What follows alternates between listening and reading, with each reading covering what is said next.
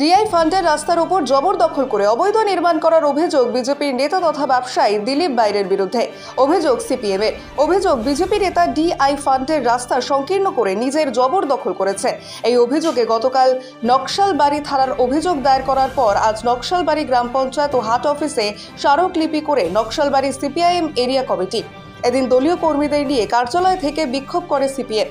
দীর্ঘদিন ধরে অনুরোধে করেও বিজেপি নেতা এই কাজ বিরত থাকেননি বলে অভিযোগ সিপিএমের এরিয়া কমিটির সম্পাদক বিকাশ সরকারের। প্রশাসন ব্যবস্থা না নিলে আগামী দিনে আইনি ব্যবস্থা নেবার হুঁশিয়ারি দেন তিনি। অন্যদিকে নিজের জায়গায় এই কাজ করেছেন এমন অবৈধভাবে সিপিএমের দলীয় কার্যালয়ে রাস্তা দখল করেছে বলেও অভিযোগ বিজেপি জেলা প্রাক্তন সহ সভাপতি দিলীপ বারুইয়ের। তবে অবৈধ হলে তিনি তা ভেঙে দেবেন। অন্যদিকে গ্রাম পঞ্চায়েত প্রধান জয়ন্তী কিরো জানান অভিযোগ পেয়েছেন তিনি এবং সরজমিনে পরিদর্শন করবেন। বিষয়টি নিয়ে তারা বিডিওকে জানাবেন।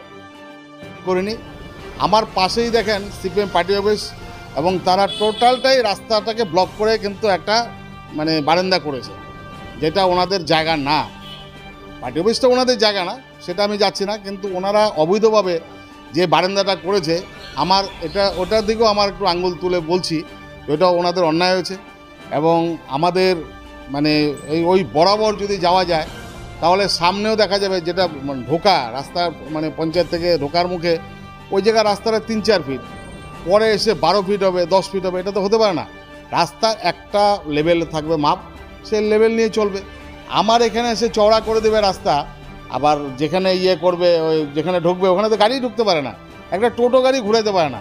আজকে আমার সামনে ওরা গাড়ি রাখবে, ওরা মিটিং করবে, এটা কি মেনে নেওয়া যায়? আমি একজন ভারতীয় জনতা পার্টির কার্যকর্তা এবং টোটালি আমার উপর একটা টর্চারিং শুরু করেছে। সেটা আজকে থেকে না, দীর্ঘদিন থেকে 98 থেকে শুরু করেছে। এই বামফ্রন্ট 98 থেকে শুরু করেছে, তখন বানাতে দেনি। এখন আপনারা দেখেন, যদি আমার মনে হয় যে আমি রাস্তার মধ্যে আছি, আমি অবশ্যই ভেঙে দেব। কিন্তু তার আগে সিপিএম পার্টি যে রাস্তাকে অবৈধভাবে দখল করে যে বারিন্দা বানিয়েছে সেটাকে আগে ভাঙতে হবে। তারপর আরও অন্যান্য অফিস আছে, তারপরে দোকান আছে, তাদেরকে ভাঙতে হবে। আমি বিজেপি পার্টি করি বলে কি আমার সমস্ত দোষ? এটা মানে নেওয়া যায়? আজকে না শুধু এরা এখন কোনো কিছু করতে পারছে না। আমি 1 বছর 11 মাস অপেক্ষায় ছিলাম। আমি ওনাদের থেকে একটা সাজেশন চেয়েছিলাম, ওনারা বলছিল যে বসে একটা শান্তির মাধ্যমে কিছু করা যাক। আমি 11 মাসে কোনো সিদ্ধান্ত তাদের কাছ থেকে পাইনি।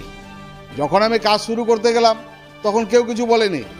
এখন যেহেতু আমার বারান্দাটা হয়েছে, ওদের এখন চোখ খুলে গেছে যে আমাদের পার্টির ঢোকার জায়গা এটা, আর আমি একটা দোকান নিয়ে বসে থাকবো। আমার পাশের রাস্তা আমি শাটার করতেই পারি। আমার যেটা পিলার বসানোর ইচ্ছা ছিল সে পিলারটা বসাতে মানা করলো, আমি পিলার বসাইনি। আমাকে বললো শাটারটা আপনার যে পূর্ব জায়গা আছে ওই ওয়ালে করেন, এটাকে বারিন্দা হিসাবে রাখেন। এবার এটাকে ওরা বলছে রাস্তার লেভেলে রাখেন। তো ওনারা যেটা বলবে সেটা আমাকে মেনে নিতে হবে? এটা তো মানতে পারি না, এটা তো সম্ভব না। অবশ্যই না, আমার কাগজ আছে, আমি রীতিমতো তার ট্যাক্স পে করি এবং আজকের কাগজ না, সেটা দীর্ঘদিনের কাগজ। ওদের ধারণা এটা থাকতে পারে, ওদের যে অফিসটা সেখানেও আমাদের মাল মেটেরিয়াল ছিল। হ্যাঁ, অবশ্যই অবৈধ নির্মাণ। তো ওদের পার্টি অফিসটা অবৈধ নির্মাণ, ওদের পার্টি অফিসটা সিপিএম পার্টি অফিসটা অবৈধ নির্মাণ। আমার থেকে তো বেশি ইতিহাস আর কেউ জানবে না। আমার দোকানের সামনে, আমার দোকান আগে, তারপরে ওদের সিপিএম পার্টি অফিস। এটাই হচ্ছে আমার বক্তব্য। আমার নাম দিলীপ বারুই, আমি ভারতীয় জনতা পার্টির জেলা প্রাক্তন সহসভাপতি। সেই সময় থেকে আমরা লক্ষ্য করতে গেছি এটা রাস্তা হিসাবে আছে। রাস্তা ডিআই ফান্ডের জায়গা এটা, এবং এইটা রাস্তা হিসাবে ব্যবহার হয়। এখানে হাটের ক্ষুদ্র ব্যবসায়ীরা তারা এখানে বসে, তারা এখানে দোকানদারি করে বা করে, হাট বাজার করে। এখানে মানুষ যাতায়াত করে, নকশালবাড়ি মনিরাম এলাকার সামগ্রিক এলাকার মানুষজন এখান দিয়ে যাতায়াত করে। এখান দিয়ে টোটো যায়, বিভিন্ন ব্যবসায়ীদের মাল লোডিং আনলোডিং সবটাই এই রাস্তার উপরে দাঁড়িয়েই তারা করে, ব্যবসায়ীরা তাদের সাথে। রাত্রেবেলা ধরে লক্ষ্য করছি যে জনৈক ব্যবসায়ী দিলীপ বারুই, তিনি নিজে একজন নকশালবাড়ি বিজেপি লিডার হিসাবে তিনি পরিচয় দেন। তিনি হঠাৎ করে এই জায়গাটা তার জায়গা বলে তিনি জবরদখল করে এই জায়গাটাতে নির্মাণ কাজ করবে বলে এটা দীর্ঘ সময় ধরে, কয়েক মাস ধরেই এটা করছে। এবং তার দোকানের যে ফ্রন্ট সেটা হচ্ছে রাস্তার ওই পাশে, তিনি এই পাশে শাটার লাগিয়ে এই পাশে ফ্রন্ট করে আবার দোকানদারি করবেন। আমরা তার দেওয়ালের মধ্যে শাটার লাগাবে সেই ব্যাপারে আমাদের কোনো অভিযোগ নেই। আমাদের অভিযোগ ছিল যে এইটা একটা রাস্তা, ছোট একটা রাস্তা, সেই রাস্তাটা এইভাবে জবরদখল করে আপনি নির্মাণ কাজ করতে পারেন না।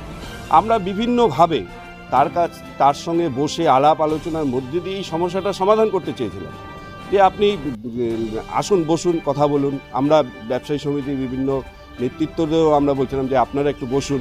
আর আমরা চাচ্ছিলাম না যে এই ধরনের একটা বাতাবরণ তৈরি হোক, কিন্তু তিনি কারোর কথাই তিনি রাখলেন না। তিনি কারোর কথা, সবার কথা অগ্রাহ্য করে তিনি গতকাল আমরা লক্ষ্য করলাম যে অবৈধভাবে একটা নির্মাণ, এখানে লোকজন জুটিয়ে, তার সাঙ্গপাঙ্গদের জুটিয়ে সেখানে তিনি এই নির্মাণ কাজটা করে ফেললেন।